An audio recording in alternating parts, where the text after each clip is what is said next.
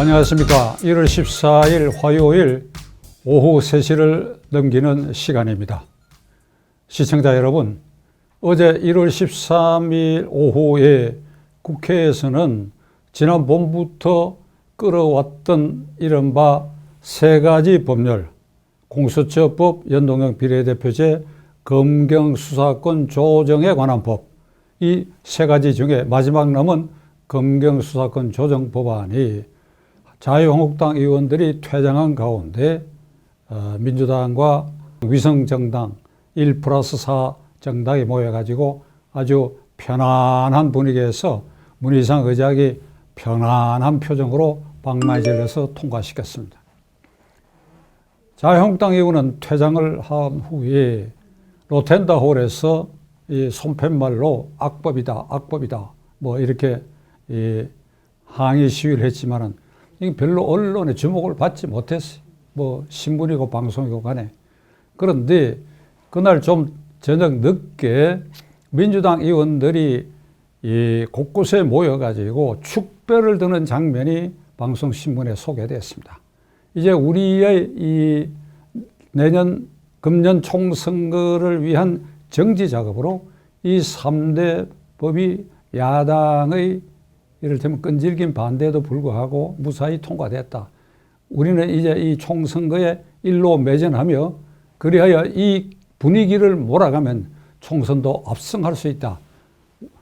자, 민주당 그리고 우리 여권 만세하고 이 축배를 들면서 잔을 부딪히는 장면이 신문방송에 소개됐고 그 표정들이 환하고 아주 의기충만한 그러한 표정을 우리는 읽을 수가 있었습니다. 이 과정에서 제1야당 자유한국당의 존재는 희미하고 사라져버린 감을 금할 수가 없습니다. 우리는 헌정사에서 자유당 정권 이래에 폭압적이고 거센 집권당이 존재할 때는 비록 소수지만은 그 야당이 그 거대한 집권당과 대항해서 싸움에 있어서 국민의 민심을 한 곳으로 모으는 데 반드시 성공해 왔습니다. 그리하여 그 폭압적인 정권을 쓰러뜨리기도 하고 악법을 저지하기도 했는데 어찌된 셈인지 문민정권 이래에 특히 문재인 정권 들어서고 지금 2년 반 임기 반환점을 돌아서는 이 시기에 이 제1야당의 이 무기력한 모습, 아무리 얘기해도 너희들은 무기력하니까 좀 분기탱청해라. 전략 전술이 없느냐. 작년 10월 3일 광화문 광장에 당군 이래의 최대 인파가 모였던 그것은 제1야당이 그 민심을 격발시켜서 모인 것이 아니라 국민들 속에 이 정권이 하는 일이 해도 너무하니까 제1야당에게 모든 걸 맡겨서는 도저히 안 되겠다 해서 우리가 민심을 한번 폭발시켰다고 해가지고 보여준 것입니다. 그러니까 자유한국당은 그 민심을 등에 업고 그 이후에 전개되는 이 3대 악법 저지에 최선을 다하고 이걸 물고 늘어지고 그래 저지를 했어야 되는데 그들은 실패하고 말았습니다. 이제 3대 법률도 청와대와 여당 핵심부가 의도한 대로 무사히 통과됐고 남은 것은 이제 딱 하나만 남았습니다. 윤석열 검찰총장만 제거하면, 제거란 말이 좀 이상하면 누구 말 맞더라 포획해서 집으로 돌아가게만 한다면 이제 1년의 개혁 작업은 완성되는 것입니다. 왜냐? 검찰개혁은 공수처법이다. 공수처법은 검찰개혁을 위해서 필요하다. 검찰개혁은 검경수사권을 조정해서 경찰이 최종 수사권을 갖도록 하는 것이다. 이 대목은 저는 시청자 여러분들에게 분명히 말씀드리려고 합니다. 검경수사권 조정에 있어서 경찰이 전례 없이 1차 수사기관으로서 수사 종결권을 갖는다 하는 것, 이것은 이게 대수롭지 않은 것처럼 취급되어 버리는데 이게 대수롭지 않은 게 아니라 예사롭지 않은 일입니다. 전국에 250개가 넘는 경찰서가 있죠. 거기 또 지방경찰청이 있죠. 또 중앙에 이 경찰청이 있습니다. 이 경찰이라는 것은 제복사회입니다. 계급장을 붙인 사람들이 그 지휘 명령 계통에 따라서 움직입니다. 그런데 이 조직에 수사의 최종 종결권을 부여해버리면 어찌 되느냐. 가령 청와대가 필요할 때는 언제든지 경찰청장한테 이 사건 어디서 수사하는 거 이걸 수습시키라 하면 그대로 그냥 일사불란하게 돼버리고 맙니다. 그래도 그동안 검찰은 저항하기라도 했지요. 그러니까 이것이 국민 일반에게 인권 침해 또는 다른 아주 불이익을 주는 사태가 반드시 발생하게 되어 있는데 경찰에 1차 수사권을 주고 그래야 종결권까지 경찰에 주는 이 일로 인해서 오는 부작용은 제가 단언코 예언하고자 합니다. 앞으로 6개월 지나면 이거 도저히 안 되겠다. 이랬었구나. 이건 정말 잘못된 일이다 하는 거. 빠르게는 6개월, 길어도 1년 안에 이건 다시 손을 봐야 되겠다 하는 날이 나는 오리라 봅니다. 그러나 문재인 정권과 여당 핵심부는 이렇게 해서 검찰의 힘을 빼는 방법으로 이런 악법을 제정되었다는 것을 우리는 명심해야 됩니다. 하여간 어떻든 이제 남은 것은 윤석열 총장에 대한 조치만 남아 있습니다. 이미 거의 완전할 정도로 윤석열 총장을 고립시켰습니다. 특히 인사 그리고 직제를 개정해 가지고 검찰총장이 특별수사팀을 만들지 못하게 했고 지금까지 특수부 기능을 해왔던 조직도 절반으로 줄여서 검찰총장을 완전히 고립시켰습니다. 거기에다가 이번 인사에서 핵심적으로 중앙지검장을 이성윤이라고 하는 문재인 대통령의 절친한 후배이기도 한 사람을 앉혔습니다.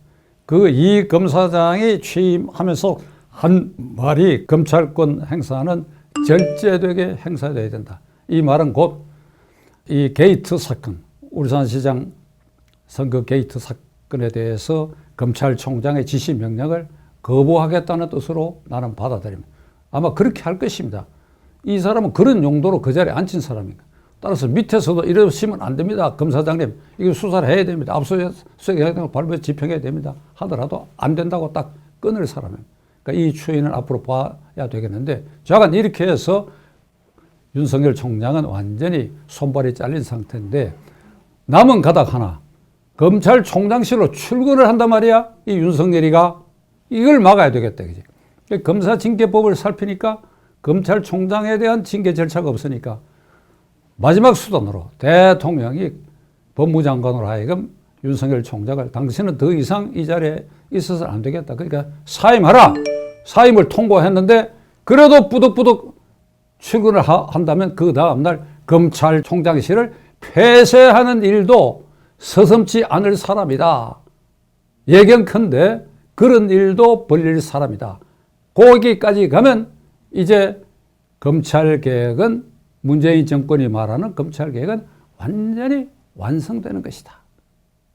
그렇게 해서 무슨 약점들이 그렇게 많은지, 울산시장 부정선거 게이트에 대통령까지 관여가 돼 있는지, 무엇이 그렇게 두려운지, 우리들 병원 사건에 얼마만큼 핵심들이 관련되어 있어서 그런지, 무엇이 두려운지 이 검찰총장 윤석열을 두드려 잡기 위해서 이렇게 무리에 무리를 거듭하는 일을 하고 있는가.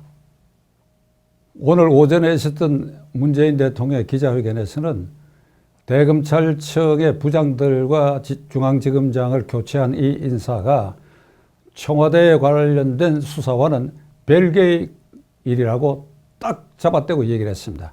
그런데 이 기자회견이 말이죠, 이게 반문할 기회가 없어요. 단발 질문만 하고 말아버리는 거예요. 그러니까 어떤 기자도 지난 금요일 날 검찰의 압수수색 영장을 집행하기 위해서 청와대 갔었는데 이것을 거부한 것에 대해서 질문한 사람이 아무도 없어요. 이건 제가 지난번에 말씀드린 것처럼 이건 명백한 청와대 수사 방해인데 이 점에 대해서 대통령이 알고 있었느냐, 지시했느냐, 이 질문을 추급해서 물어야 되는데 그 질문할 기회와 시간이 없어요. 그러니까 오늘 오전에 있었던 기자회견은 모든 문제에 대해서도 자가 반쪽짜리 기자회견에 그치고 말았습니다. 대통령은 아주 딱 잡아떼었어요. 지난번 검찰 인사가 또 앞으로 있을 검찰 인사도 이게 청와대와 관련된 수사와는 전혀 관계가 없다. 그 다음에 또 다소 놀라운 것은 조국 씨라고 하는 사람들에서 내가 엄청난 마음의 빚을 지고 있다. 그는 일관되게 검찰 개혁을 위한 공수처법과 검경 수사권 조정안에 대해서 열심히 그걸 추구해왔던 사람이다. 이제 그것이 완성됐다. 그렇기 때문에 이제는 국민 여러분들이 조국 씨를 좀 놔달라. 더 이상 조국에 대해서 비난하거나 비판하거나 하거나 이제 그냥 그만두어달라. 아주 이렇게 국민들에게 사정하듯이 얘기를 했습니다. 대통령의 뜻이 이러니까 어제 그저께는 청와대 홈페이지에 조국 일가에 대한 검찰 수사가 지나치고 인권 침해한 요소가 있다. 그러니까 이 부분을 국가인권위원회가 조사해야 된다라고 하는 청원을 받아들여 가지고 비서실장의 이름으로 국가인권위원회에 조국 일가 수사에 관한 일련의 과정에서 인권 침해가 있는지 조사하라. 이게 처음 있는 일이에요. 국가인권위원회가 생기고 청와대에서 어떤 사안에 대해서 인권 침해 여부에 대해서 조사하라고 이걸 공문을 보낸 것은 처음 있는 일입니다. 이것은 결국은 현재 수사하고 재판 진행 중인 조국 씨와 그 가족들에 대한 수사 또는 공판에 영향을 줄 수 있고 미리 그는 무죄다, 그는 억울하다 하는 면죄부를 주려고 하는 일로 볼 수밖에 없고 이것은 대통령이 조국 씨에 대해서 빚을 지고 있다 하는 말과 연관시켰을 때 이건 전적으로 대통령의 뜻이라고 해석할 수밖에 없습니다. 문재인 대통령 이 일을 이래서도 되는 것입니까? 오늘 아침 5시경에 전화벨이 계속 울리는 바람에 제가 잠을 깨고 머리맡에 있는 핸드폰을 들었습니다. LA에 있는 저 절친한 후배가 건 전화였습니다. LA에 있는 우리 방송에는 제가 1년 이상 매주 목요일 날 시사 토크를 했기 때문에 뭐 LA 지역에 이걸 열심히 시청한 사람들은 제 시사 토크를 많이 들어주셨습니다. 그래서 그 후배도 거기에 대한 반응 같은 걸 수시로 저에게 전해주고 했는데 그 제가 그랬습니다. 야, 이 사람아, 내 잠을 깨우면 어떻게 하냐. 아이고, 이거 시차 때문에 이거 뭐 여기는 낮이니까 제가 깜빡했습니다. 아, 그래? 그 할 말 있으면 해라. 할 말은 없고 아니 도대체 우리가 여기서 방송도 다 보고 유튜브도 다 보고 신문도 다 인터넷에서 다 보는데 이 제정신들입니까? 제정신들입니까? 무슨 소리야? 나보고 하는 소리야? 아, 아닙니다. 문재인 대통령과 청와대 핵심부, 민주당 핵심부가 윤석열이라는 사람을 두들겨 잡기 위해서 이런 무도한 짓을 하는 거, 이게 미국 같으면 상상도 못할 일이. 그래, 이걸 보고도 검사들이 무기력하게 뭐 한 사람이 그 SNS에 글을 올려야 이게 비판하는 글을 올렸다고 하지만 그렇고, 그 다음 국민들도 여기에 분노하는 표정이 별로 안 나타나지 않습니까? 아하, 지난 토요일 날에도 광화문에 사람이 모였어. 아니, 그렇게 모여가 되는 일입니까? 그 후배하고 말싸움 비슷이 하다가, 아유, 알았다, 오늘은 끊자, 이랬습니다. 태평양 건너에 있는 LA에 있는 우리 교민 중에 한 사람도 국내 소식을 24시간 일상적으로 접하다 보니까 안타까워가지고 이 사람들이 제정신들인가? 이런 느낌으로 저에게 항변을 하고 있습니다. 외국에 나가 살면 우리 조국이 정말 정치도 잘하고 모든 것이 다 순조롭게 국태민안한 모습을 보이기를 간절히 희망하는 것은 우리 국민된 사람의 기본 본성입니다. 이들마저도 지금 좌절하고 있다고 생각하니까 제 가슴이 무겁습니다.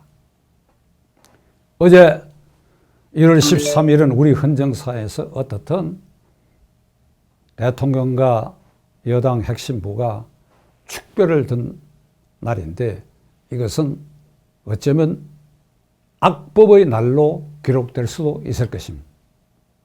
우리 앞으로 추이를 지켜보겠습니다.